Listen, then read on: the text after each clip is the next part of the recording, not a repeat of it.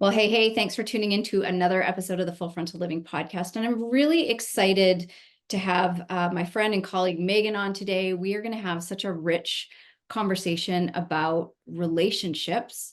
Uh, for anybody who's been tuning in regularly to the podcast, I have been talking about how 2023 has been a really challenging year for me, and it's personal reasons, not really business. That's doing its thing as it usually does.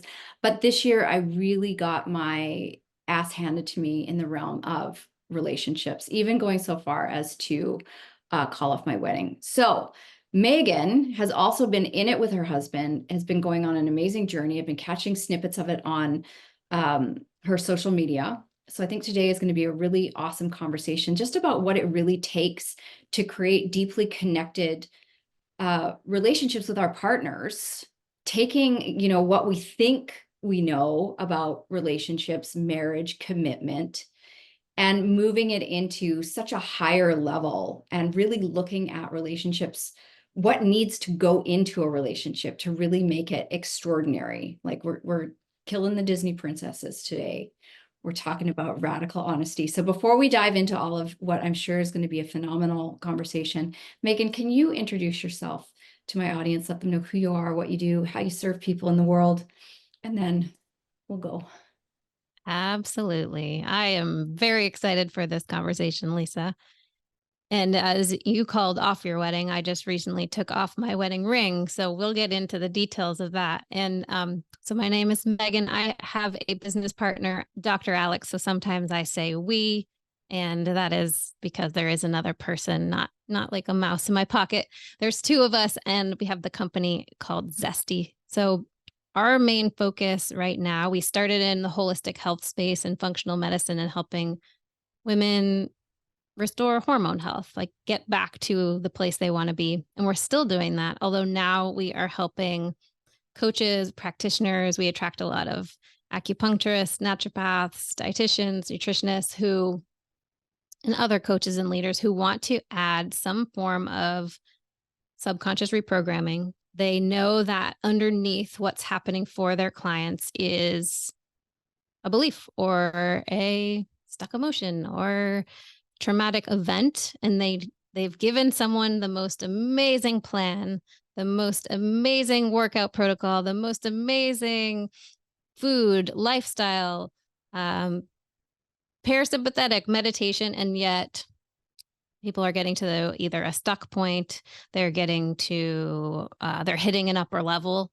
They can only get so far. So we help people through NLP, neuro-linguistic programming, hypnosis. We train coaches to add that to their practice.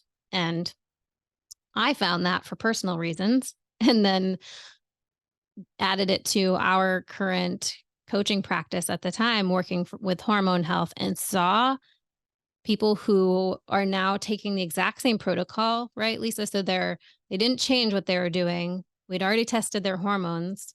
They're taking the exact same protocol, and now it's working. And now their body is like, oh, I can receive this. I can accept this. I deserve good health. So I became obsessed and have gone into the topic highly. And we do 2 trainings a year, our 7-day in-person, very intensive. So that is our favorite thing to do right now, is get in a space where we have a container that all your stuff can bubble to the surface. And it's a safe place where you're not like just going back to your family after an hour, right? You have time and space. And we've seen some crazy rapid transformation. I believe in the power of the mind, and I know you do. And people amaze me every single time. It's been really cool. It is amazing. And this is why I'm such a big believer in coaching and NLP and all the different modalities, because for years we've spent so much time focusing on people's symptoms and then wondering like why we can't get them past their symptoms. But that's all they are, is they're just symptoms. And unless you look at the root cause, like what is the belief that you're holding on to that is preventing you from getting what you want, people just keep running their body into the wall. When I used to coach around weight loss, it would drive me crazy back in the day because it was never about the weight. but people were so attached to the weight. And if I could just lose the weight, that would solve the problem. But then in the same breath, they would never allow themselves to lose the weight because of all the underlying stories, right? And of course, I see all these different stories with my clients nowadays. I don't do weight loss stuff anymore, but just around health, prioritizing themselves. So we are like same. We're on the same trajectory, and we know the Absolutely. power of this work, which is phenomenal. So I want to hear more about your recent decision to take off your wedding rings. I called off my wedding. You took off your wedding rings. And like you, in my own relationship, we're really at ground zero again. We're beginning again, clean slate, which isn't always easy to do because as humans, we love to be attached to our past history, which is important for data points, but it can really keep us stuck when we do stay attached to the past history. So I would love to hear this journey that you and your husband have been on and what brought you to this place. Absolutely. This has been not very long. This has been a very fast, rapid journey. And I know that, when you're just ready, right? Like you just hear the thing that you're ready to do. Because if I had read this book, I found a book. That's the short version of the story. I found a book called Radical Honesty. And it was actually a friend had the book. It's my friend who always has the exact next step for me. She's the one who's introduced like presence process, like, right. It was just the next thing that would open up a layer. And she hasn't even read the book, mind you. She had ordered it. And I said, I need that. I was calling me. I wanted it to read it right away. Luckily, she's a great friend. And she's like, you fine, take it for the weekend. And I just read through it super fast. And in the process, as I'm reading this, I'm in tears. I am just feeling so understood or seen, and also mad, like really mad at the same time. Took it out on my parents in my head for a little bit, took it out on my husband. I was realizing that the basis of the book is you tell the truth all the time. It seems like a simple thing. And for me, it wasn't that I consciously lie about things. I used to in high school, college. I was a huge liar, lied about everything. It was more the withholding. So I am a classic peacekeeper, brought up as like I kept the family together. I was the glue. I I really almost felt like a puppeteer. Like I would know if I said this to this person and told them to do that, the other person would be happy. And like no one even really knew that I was holding the strings. So when I started to stop doing that, or I stopped doing that, then things kind of crumbled around them because no one knew that I was doing that. And in this peacekeeper role, I was really lying to myself and therefore to others because I wasn't ever saying what I wanted or needed for me. And therefore, any information was based on like, how will this come across? Will this person like me if I say this? And I would like morph, chameleon morph into what it was that I thought they would like. And in the process, I realized I was doing all these things to essentially avoid rejection. So I had it in my head, Lisa. As it turns out, this isn't how it works. But what I had was if you keep a big old list of things that other people do to you, right? If you get this big long list of resentments and the checklist is much longer of all the bad things they've done, then when I mess up, because I will, I'm human, they won't be upset with me. They won't reject me. They won't resent me. And so I played that game of building up the list, mostly towards my husband. And that became our dance and his role. So his role was to be guilty and feel guilty and do the shame guilt dance. And mine was to always have the list. So when I was reading this book, I knew there was something up with between my husband and I. It's been hard to explain because really in the last 3 years, he retired from the military. He's home with me. I work from home.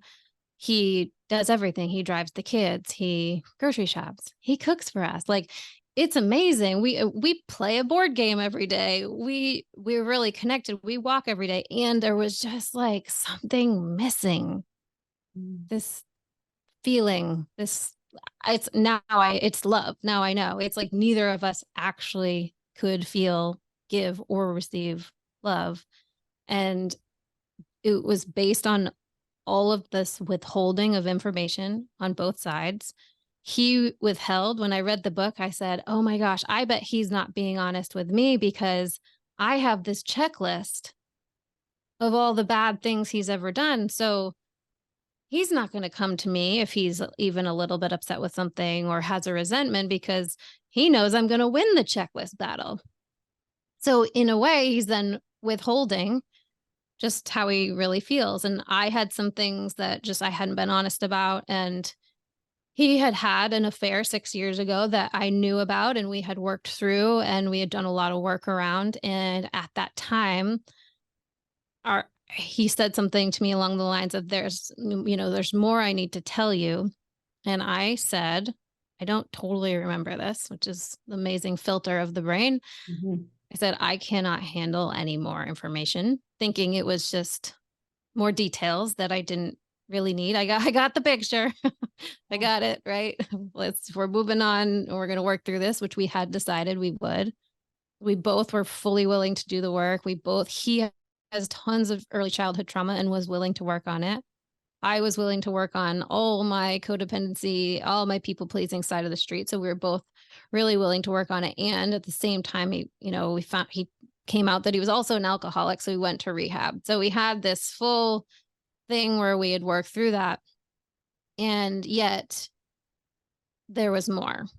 And the more made it so that in the day to day, even though this information was all before the affair and it was all in our early years of marriage, the details from that information was eating him alive. I mean, he actually said he thought he would have to take it to his grave because I had said, don't tell me. And he was honoring that. And he's been going to retreats and coaches and therapy and all the things for the last 5 years he decided, well, then I just have to forgive myself for what I did. And that was how he was working on it. And when I was reading this book, I didn't even know that this was what was happening exactly. I didn't know what he was withholding. I knew I withheld at a core level because I was taught very like right or wrong, right? Like you do well in school, you get the good grades, you do well in sports, this is how it works. So therefore, if you're not in that category, it's kind of like you either lie about it or you're going to go against the grain, which is not the peacekeeper, right? So I would just lie about it. And I knew as soon as I read it, I knew that we just needed to actually be open and do this, like share and do this process. So I came to him with, I would like to just fully dump the bucket and share everything. And he had not read the book yet. And he's like, this sure feels like a trap. I can understand why he would think that if you were the list keeper. Yeah. Oh, yes, exactly. And I don't know. He agreed. And I asked him later, knowing what he then shared, I was like, I cannot believe you agreed. He said, I was not going to give up that chance because it was eating him alive. And he's like, I really didn't know. I thought you might leave me over this, which was really hard because it's such a weird dynamic because we're in a good place finally. And he was willing to tell me, and whatever happened with the potential to be in an amazing place. If we could get through that, we could get through anything. And so we made guidelines. I said, I don't know what you're going to tell me. Do you trust that I have the tools and the resources and that do you believe that I'm willing to work through whatever it is? And he's like, yeah, I think you are. And I think you do. So we did the process. He dumped the bucket. I dumped the bucket. And it was the first day, it was actually like super, super connecting, Lisa. It was the weirdest thing ever. because we went out and had a date after, and we were both kind of like, this is weird. You're not mad. I was like, I'm not mad. I just, so many things made sense now. Like all the things I had been questioning, because I think that was my big, you'll really resonate with this, Lisa. The biggest thing for me was questioning my intuition all along, right? Like timelines of things that happened where my brain and body said, something's not right. And so I had confirmation that that was correct, because when I'd asked at the time, of course, it was, it was a lie. And that actually really helped me understand that I Our, wasn't crazy. our bodies have so much wisdom, and this has been part of, my journey this year is really recognizing that my body was speaking to me all Mm, along, and it was loud and clear. And I mean, at one point, and we know that there's nuances and layers to this. So I just want to be a disclaimer, yeah, right? Like there's also hormones that are involved in things yeah. and stuff, right? Like it's not just like a one shot. And I don't know if you know, but I just recently had my implants taken out like Mhm. 2.5 weeks ago or so too. So lots of things can cause different symptoms. But I literally remember saying to myself, because my eyes were so dry, couldn't see most of the time. And I was like, what am I not seeing? Like, what am Mm, I not seeing here? Because I wow. knew, I knew that there was something deeper that was going on that I wasn't connecting with, but I didn't, like, I was not ready to see. That's the truth of it. I was not ready to see. I was not ready to admit was going on. So, in my own relationship, this radical honesty, I knew my husband was struggling. I call him my husband. We're not married, but 17 years or something. We're sunk cost at this point. Um, but I knew that there was stuff going on. I knew he wasn't okay. I knew that he was in a lot of pain and suffering. And there came a point where I really thought that I was going to be burying him. Mm. Like I really thought that, one day I was going to get a call that he'd taken his life because he was really, really suffering. And being that I live with such a big open heart, right? So you're the peacekeeper. I'm the like, I don't know what I would call myself, but I never want to kick a man when they're down. I totally believe in possibility. I believe in transformation. Otherwise, I wouldn't be able to do this work. And even though there were things that were disconnected in our relationship, I wasn't prepared to kick him when he was down. And I Mm. just trusted he would find his way. That's But it beautiful. really came back to, I can look back on the years before and see so clearly the signs that I wasn't prepared to see. And I also believe that, even with you and your husband's journey, right? That was true for you at the time. You weren't ready to hear any more information. It would I wasn't. it would have shut you down. But this was the time for you guys to learn this and to step into this and create this radical honesty in your relationship so that you can create better. Because I do believe that some of the healthiest and best and most extraordinary relationships literally had to walk through the fires of hell to create that, because we have these beliefs about what relationships are. You grow up, you meet the guy, you get married, you have a couple kids, you kiss each other good morning, you kiss each other good night, you share the tasks, the roles, and you just tick the boxes of life. But along the way, it's like you stop forgetting the work that is actually required to build a successful and connected relationship. And if you and I ran our businesses, at least I can speak for me, if I ran my business in the way I was showing up in my relationship, like no wonder my relationship wasn't successful. Like my business wouldn't be successful either. But I wasn't Mm. putting as much time and dedication and commitment, both of us, right? Like I had my blind spots, he had his blind spots, and he got to where he needed to get to exactly at the right time when he needed to get there. So I'm curious now, you guys have taken off your rings. You're at ground zero as well. Welcome to ground zero. You guys have kids, you're beginning again. What now has changed for you now that you've really, like, now that all the cards are out on the table? How are you guys beginning again? Yeah. I think so. This was such a painful lesson, Lisa, that the thing I was doing to protect other people for all these years, the peacekeeping thing, that not only did it not protect or help them, it led to resentment for me, resentment for them, and true pain. Like I'm gonna say I allowed this thing for like 15 years. So it it's actually reached the level of pain where I am like no more. The peacekeeper mask is gone. I mean, every single person I've had a conversation with since has gotten the truth.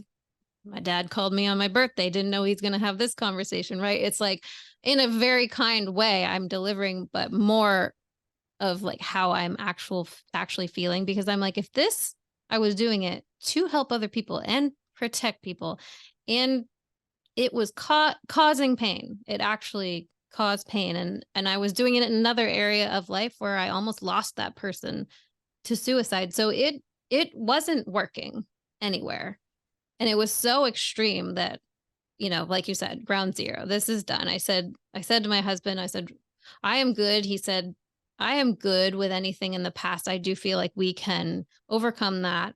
And what is in the past is in the past. What I'm not okay with, though, is from here on, I'm not willing to do mediocre. And I'm not willing to not be honest. And, when we did this dump the bucket the first day, he was like nervous and he was like, gosh, I'm worried I didn't think of something. And what if I think of something else? Like, is this my one chance? Like this time right now to tell you? I was like, no, like I want to live like this every day.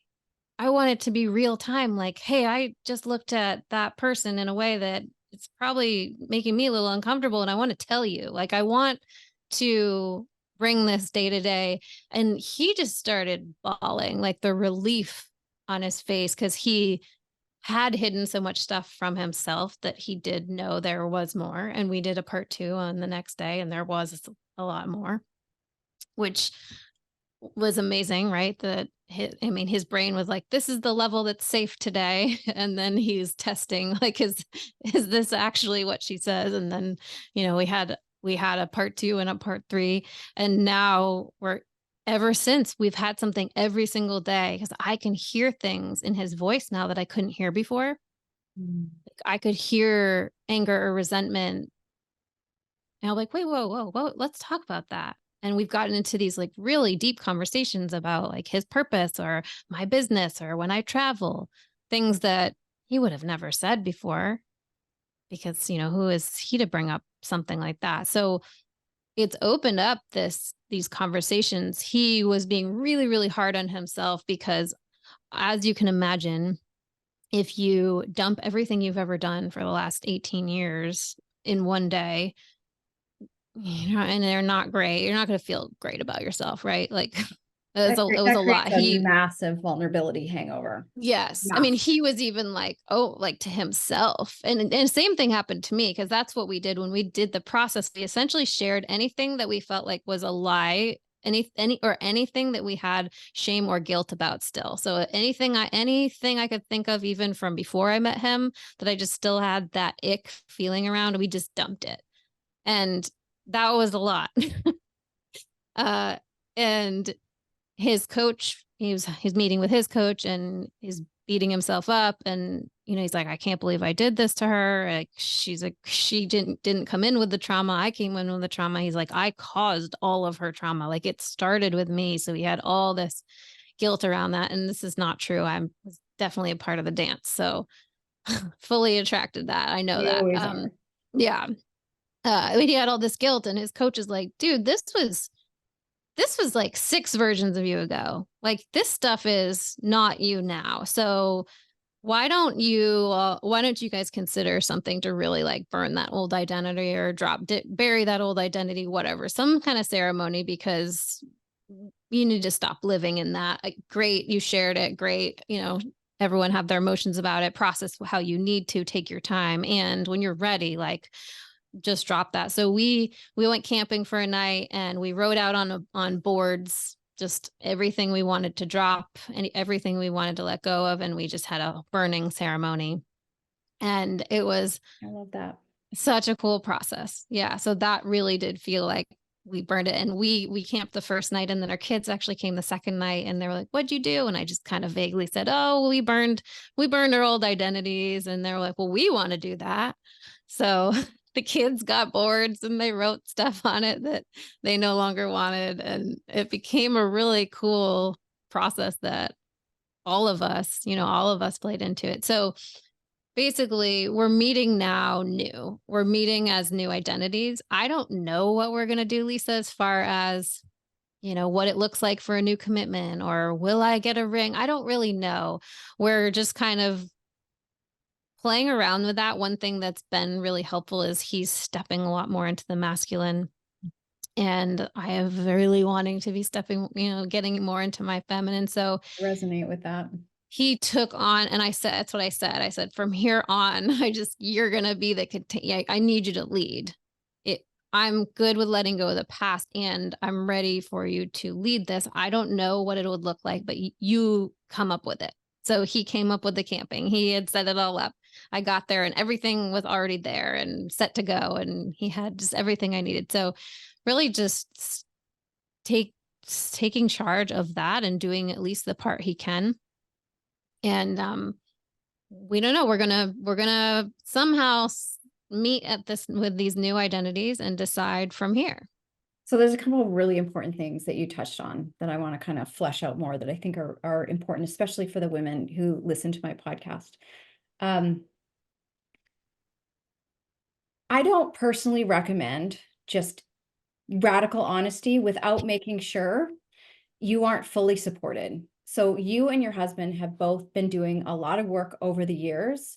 So you knew what you needed to be supported. I also know that, me and my hubby, we are surrounded by the people that we need to support ourselves, because when you get into things like radical honesty, and if you get triggered, you need to know that you've got people there that can support you, that can work you through the stories and stuff that are coming up. So that was the first thing. The second thing is this: often women, especially women, we come with our own wounds, our partners come with wounds, but my women typically get into being the peacekeepers and the overfunctioners and the controllers and the overdoers as a way of feeling safe, because their partners aren't necessarily safe, because their partners aren't really stepping into their masculine, right? So their partners typically end up being in a place like your husband. They've done something, they feel bad, they feel shame. So now we go into our patterns as women, wanting to be kind of domineering, but not like, not domineering, but we do it in ways like pleasing or being the peacekeeper. It's our way of kind of maintaining control of the Controlling the environment. situation, control the environment. So one of the most challenging things for me, and this is something I've been working on for years now and going deeper into it, is really recognizing how important it is to be with a partner who is willing and ready to step into their masculine, so that you can feel safe in your body. They can feel safe, because it's a safety both ways. We're always reading each other's nervous system, so that I can sink into my feminine more. That's a healthier place for me to be in. And if I'm in my masculine traits, that's actually a symptom for me of there's something not right here. My body's trying to tell me that there's something going on. So I love that you are allowing yourself to also surrender into that, because when you've been in this role of like leading in the relationship, even not really understanding what it is you're leading, but leading, Yeah. it's a big deal to let go and surrender and allow your partners to step into that role. Yeah. Because when you do the checklist thing, then you have to always decide whether I'm worthy of asking for something, right? Like, are there enough things on my side of the checklist that it's okay to ask? And I used his affair as like oh, okay, well, now I can ask for anything I want. So You're after indebted to that, me for life. yeah, that was when I finally was like, and you will pay the mortgage and you will do these things, but from a very like controlling, here's the things, right? So I remember people saying to me, how'd you convince your husband to let your kids go to those Montessori school, private school, right? Like, and I'm like, convince my husband. I I just told them just what we were doing. sign them up, you know? Like it wasn't even a concept to me No. because that's how much the walls were built up of just like the separateness, and that was my safety of just like we will be separate and I will protect myself. And I really didn't even realize like I'm amazed, seeing as I help people with this stuff all the time. I am amazed the shit I hid from myself. Like it was Oh, Megan, like this year, I was like, wow. I had no, like and it's so humbling as a coach when this is yes, your work and you come face to face with areas that yes, you're so blind to. It actually impacted my confidence. Like it really rocked me for a while. me Like, how too. can I be doing this work when I'm like knee deep in it? But as I said to you before we started recording, there's so much of my work that I was able to really appreciate and be proud of, that like I was showing up in the exact way that I would coach my clients, and also giving myself grace to be human. Like I am not above it. And I think sometimes people look at coaches or mentors and think that we're above these like human experiences, or getting our asses handed to us, or we're not going to find blind spots anymore. And nothing could be further from the truth. And what I say is like, if you find a coach who seems like they always have their shit together, you need to run in the opposite direction. That is not safe. I never want to be coached by somebody who feels like they've mastered everything, because to me, that's a level of self-deception that, uh, yeah, just doesn't work. Well, the mentors tend to fall off the pedestal after a while, right? Because you get close and then I don't think they even put themselves on the pedestal, No. but you assume they're in that role. And I said to some clients after this, I was like, I don't know. I don't even know if you want to keep working with me. I mean, this is a total disaster. And I was in it and they understood. And the feedback since, it's just, they feel how true it is. So I'm working with a voice coach right now, and she basically is like, Megan, it doesn't matter what you say. It's just the sound and the frequency is going to come through. It's your true level of sound when it's honest. Like, and I don't mean honest like like the kind of things they're talking about, but just like when you're speaking and it is like really truly you. So when I was speaking and saying really truly, I don't feel like I know anything right now. I really do feel like all my questioning everything. The clients could feel how true that was. So it didn't matter what I was actually saying. They're like, oh no, we're even more on board. I'm like, I this is know. blowing my mind. I've been peacekeeping I'm 42 years old, Lisa. Man, see, I've never been a peacekeeper. I've always been the shit disturber. And let me tell you, it's just as hard being on that side, Mm, because everybody's always annoyed for something you're saying or doing or mm, whatever. But I've been practicing radical self-honesty with myself, even though I still get blindsided by like, wow, I didn't see that. But I have been practicing radical honesty with myself, with my clients, for as long as I can remember. Like when my journey first started, when my hubby went to rehab, right? Like I had to unlearn all of this stuff around um, putting on that perfectionist mask and learning how to feel my feelings. So I feel if I'm not sharing something, I feel out of integrity with my work, which has actually been what has been part of what has been so challenging this year, because I'm not ready to share everything that's mm-hmm. going on, nor do I owe it to anybody to share. And I probably will one day, because that's just who I am. But that's been part of it for me, is feeling like I'm not telling the truth because I'm not sharing Mm, everything. But at the same time going, well, that's not true either, Lisa. Like, because you're telling the truth to the people who matter. And I'm talking, like, I'm not hiding it, right? I'm not hiding right. it from my people. My clients understand and know what's going on.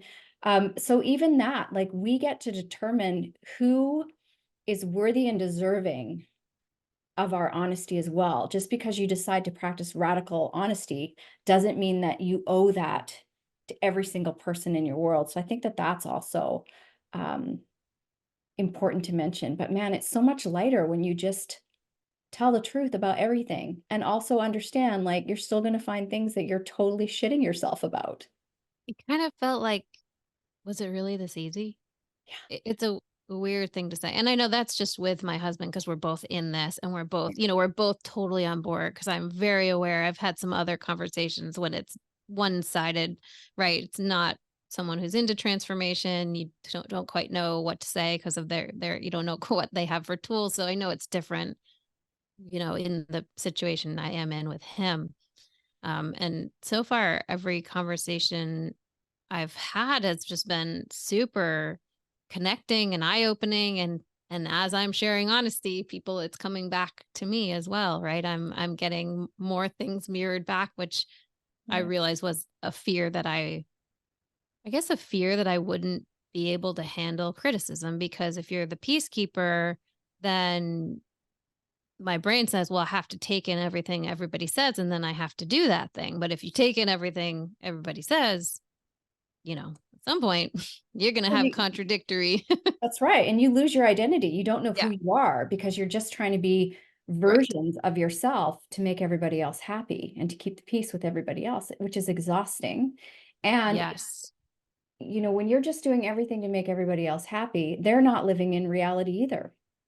Yes. You've created this reality for them that is not true. And often it can render people like in this place of helplessness, Mhm. learned helplessness.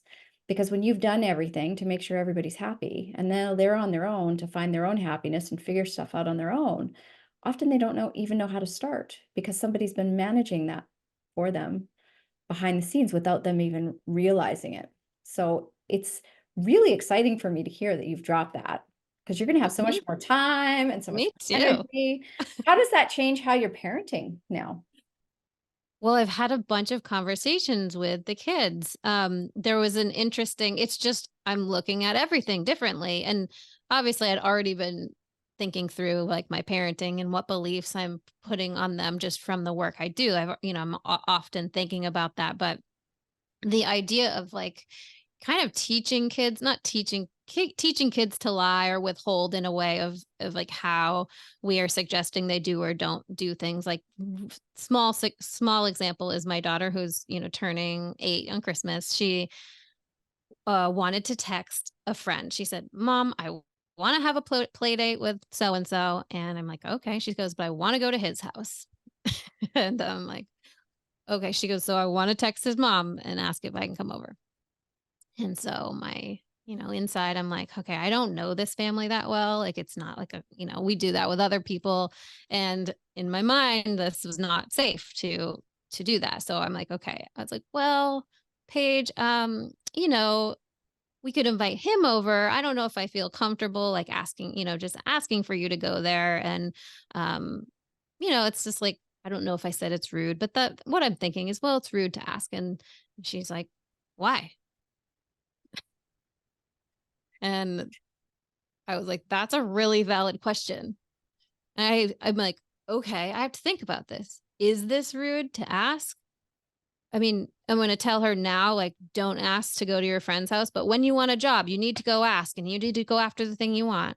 And when you want a partner, like, definitely ask for what you want. It's like, but now it's not okay to Mm. ask. And I was like, huh, all right, well, here we go. Paige is teaching me again. So I said, you know what, go ahead. Just text. You may ask. And they can say no. And one of the things, Lisa, is like, because I'm like, what is this? And it's like, well, as the peacekeeper, I am literally thinking about this other mom is gonna not want to say no and say yes and then be resentful, or somehow think, oh, I'm a horrible parent who doesn't have manners. And I posted about this on social media and someone did get upset and said, it's called manners, don't ever do that. And so that there's people who believe in that structure, right? So I was like, my whole fear of kicked out of the tribe, my whole body's like going into it. And of course she just says, "Hi, this is Paige, could I come over and play?" And the mom's like, "Sure." Come on over, Paige. Not a big deal. It's exhausting trying to micromanage other people's responses or reactions to things. Like we just can't. And I have to work from the place of, well, they might react in this way, but if they're not going to be a grown adult and say no, it's not my job unless they're a paying client. It's not my job to support them through their discomfort. And if they're slinging mud at me behind the scenes, again, it's none of my business. It's none of my business what other people think or feel about me. all I can do is show up and do my best. And like, high five to your dog. Our kids are so much more like awake, Oh, conscious they are. than we are. Like, it's really, really amazing. So, Say so much more advanced to me. right. So I went and I looked up that night. I went and I looked up manners because I was thinking about this. I was like, is that manners just to not ask? I was thinking about it, and there was like three pillars of manners, and it said one was respect, Mhm. consideration, and honesty.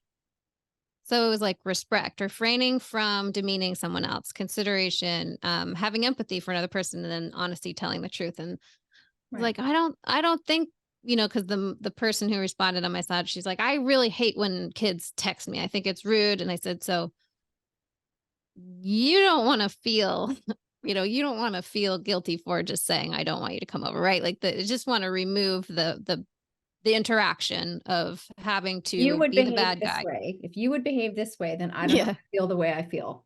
Yes. Yeah. And I was like, what? Actually, I don't think I don't think that falls into that definition of manners. No, That no my, manners would be, I'm coming over at 2 o'clock to yeah, play, yeah, right? yeah, yeah. Like, just Right, assuming that everything would be good. But right. by just Versus, asking, yeah, can I? Is it yeah, you okay? ask the person, they have an opportunity to say no. But so many people struggle with saying no because then they've got all the stories around saying no. I mean, we could talk about all this stuff for hours, the behaviors that people get into. And so often I forget, because I'm surrounded by women like you, my You're clients, used right? to, Very people that are more conscious and they're working on these things. I forget that probably 90% of the population is not, and they're still in that place. And because of that, I'm always going to be received differently. I'm going to continue to grow and change, because that's the only way, as you're learning with your husband, as I'm learning with mine, that's the only way to create an extraordinary life, mm-hmm. truly. So going back to your husband now, right? So we're at ground zero. What do you believe are the three most important things for your relationship to stay this deeply connected moving forward? Honesty, Mhm. honesty, peace, which leads to connection. Let's see. What am I going to choose? So many, right? I know. Um, I mean, communication is what comes to my mind. It's more than just verbal. It's like we are actually allowing each other to see each other in a different way, right? So it's kind of like I can see on his face, and I'll say, "Hey, a little look with the eyebrows there." So no longer pretend, because I would say that kind of stuff, and he would just be like, "Oh, it's nothing," right? And we're no longer doing that. He'll just be like, well, this is actually what went through my head. I think this a lot of people are like this honesty thing. It's like it can hurt people. And I do feel like what you say and people having tools and how it's said. And I'm also really big into nonviolent communication. So like, Yes. what are their values and needs, how it's spoken. The thing is the way we've been doing it though is if you're sharing honestly like all the thought, all the process that's going on in your head, it's a little different, right? Because what I'm just trying to think of like something that you could say that would just be mean. If you're just like, I hate your shirt, Lisa, or I don't know, like if it's just something direct, and if it's that, but what if it's like, gosh, I'm really having a reaction to this, and then I'm feeling really guilty because um what you're wearing has nothing to do with me. And now that I think about it, it's actually because I'm really jealous that you will just wear things that are like that you stand out, or you're probably like the actual thought process, like getting into like, what was it about that thing that bothered me? And once you've shared all that's going on in your brain, most of the time people are like, okay, because it's not an attack on them. No, but it's interesting. We had something that happened just the other day. This is a really interesting. It was one of those moments where it happened so quickly. The trigger was so strong. And then, he had to walk away and debrief. And then we came back together and he was able to articulate what was going on for him. I've been watching somebody's wedding stuff on social media. It was beautiful, gorgeous, right? Like I'm a sucker for a beautiful wedding, right? And having called mine off. And again, really like reframing, why is this important to me? Is it important to me? What part of Mhm. me is attached to this? Blah, blah, blah, blah. Anyways, it was beautiful, right? And I was just, so you got to see this video. It's like gorgeous, right? So he's watching this with me. And then he started laughing. And I literally was like, what are you like? What about this is funny for you? Like, we called off our wedding this year. I'm showing you this video. It's beautiful, da da da. And he just was like, well, they're doing it for social media and da da da. And I'm like, no, they had a beautiful wedding. They're in love, da da da. And they've shared it. Like, it's not to get likes and comments. Right? Like, I have a very, like, I think sometimes people do stuff like that on social media, and sometimes people are just genuinely sharing these Mhm. amazing events in their life. He went off, he came back and was able to say to me, that was me reacting to the part of me that was jealous because I wanted that. I want that. And we're just not there. Like, that's not Mhm. where we're at. But it's taken us so much work to be able to communicate in those ways and to come back and reflect, like, what is actually really happening for you in this moment. And I had to really look at, like, why was I so defensive in the moment? And there's that part of me that is still really grieving the things Yeah. that didn't go the way I had planned. And that's Mm. part of grief, right? In this whole letting go process. It's not just you move your attention and things disappear. You have to be willing to, like, grieve, and you will be able to let go of things. But, everything takes time. Some things take longer than others.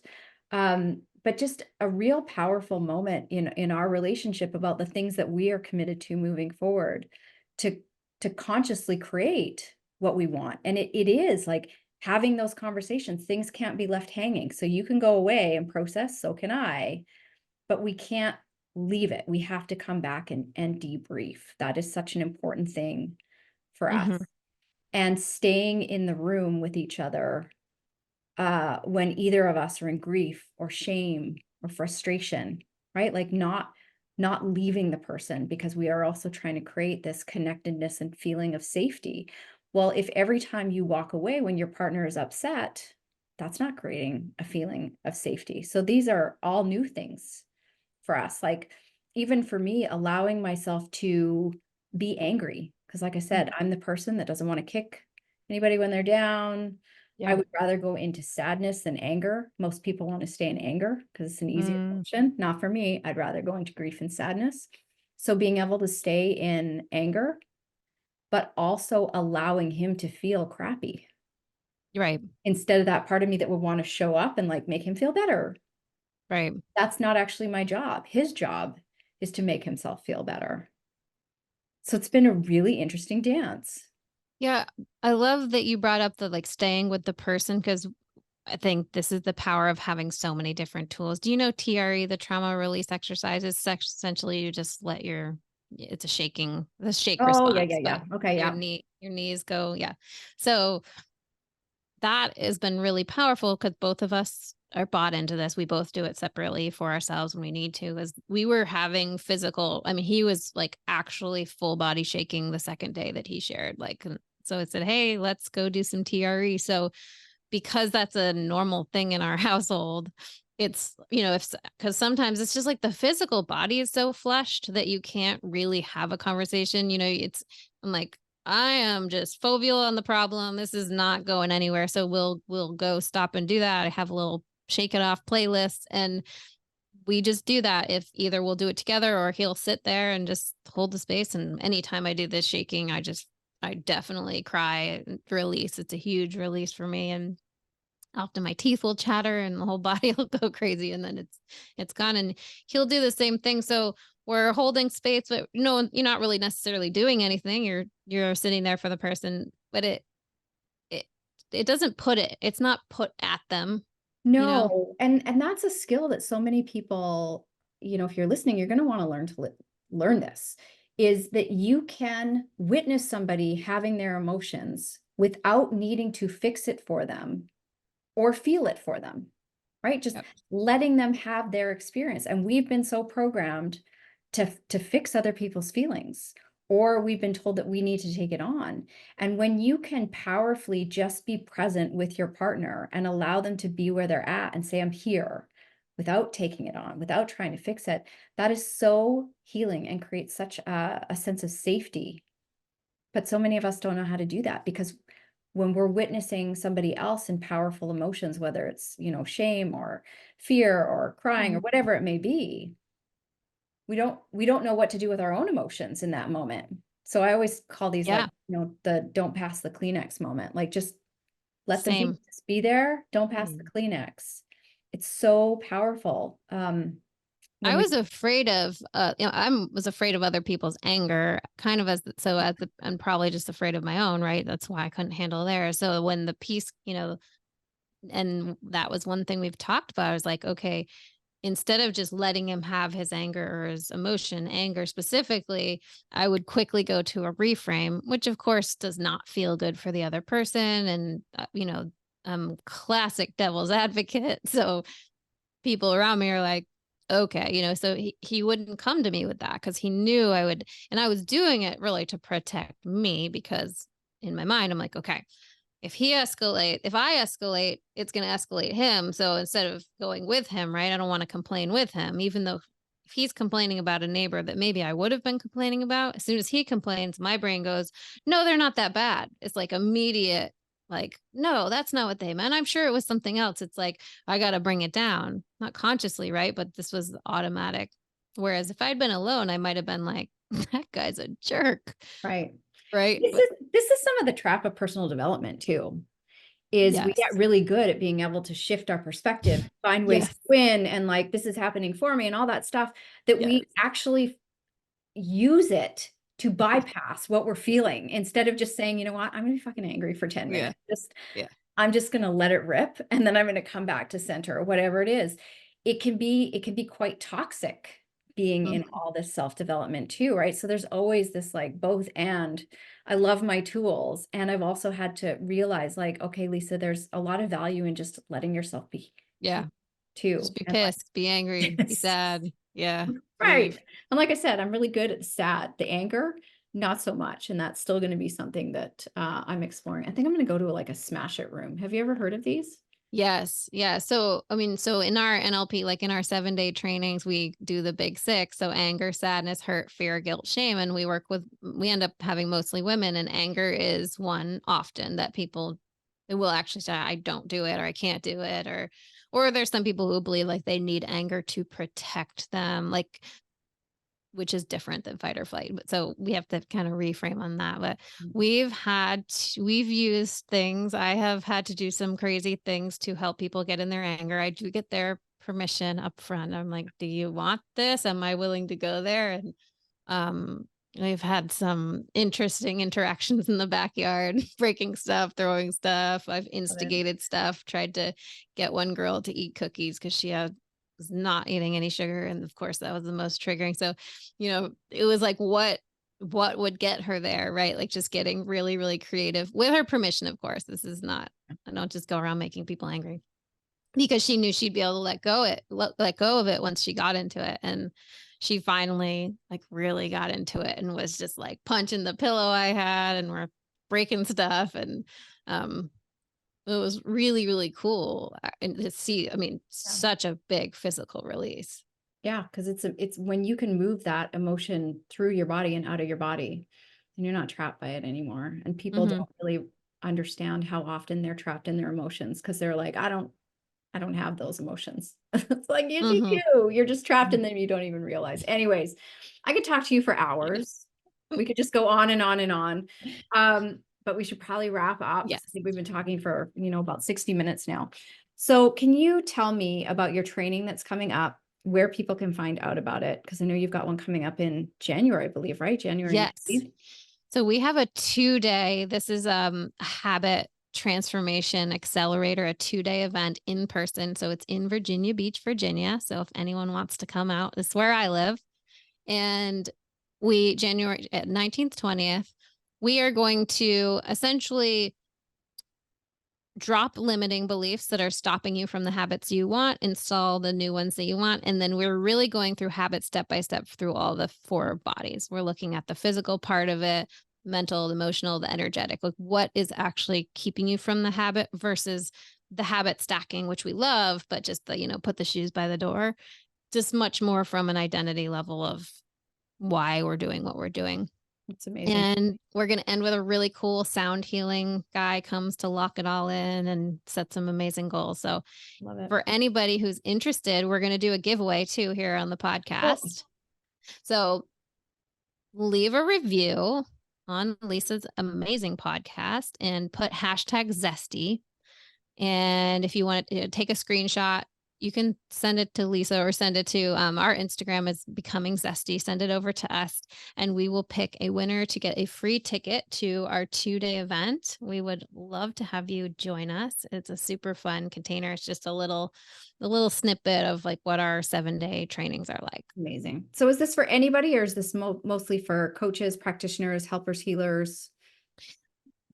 Anyone is welcome. The Okay. majority of the people that end up attracting are what you just said, coaches, practitioners, healers, or potentially interested in becoming a coach or have a strong desire. We'll have people want to learn it for, their family or leadership of some area of their life, right? You're leading a family or you're leading in your community is usually who ends up coming. Well, I love the work that you're doing. I'm so glad we had this conversation. These are my favorite conversations to have, where we just go down whatever rabbit hole and just really keep it real and honest. So I really appreciate you being so open and vulnerable about what's going on in your life. It's definitely been healing for me as well. Like a mentor of both of ours from back in the day, Jim Fortin, right? He says what's most personal is most general. It's always the case, right? Like it's Yes. always the case when we talk about our stuff, there's somebody that's going to resonate, and there needs to be more warriors like you and me out on the interwebs, keeping it real and sharing what life is really like, not the Very real right now. not the Instagram version, because yes, things are messy over here too. But, congratulations to you and your husband. I wish you guys nothing but joy and happiness together, and a really phenomenal relationship. That's what. Oh, we did share. So my husband came on our podcast last week. So if anyone wants to hear his side of it, That's amazing. And it's Becoming Zesty is the podcast. the podcast as well. And of course, you can catch Megan over at her website as well, becomingzesty.com/January. That's where the details about this workshop are as well. Yep. /JAN. JAN. Yep. Perfect. Thanks so much, Megan. Thank you, Lisa. It's been a pleasure. And I will catch everybody else on the next episode.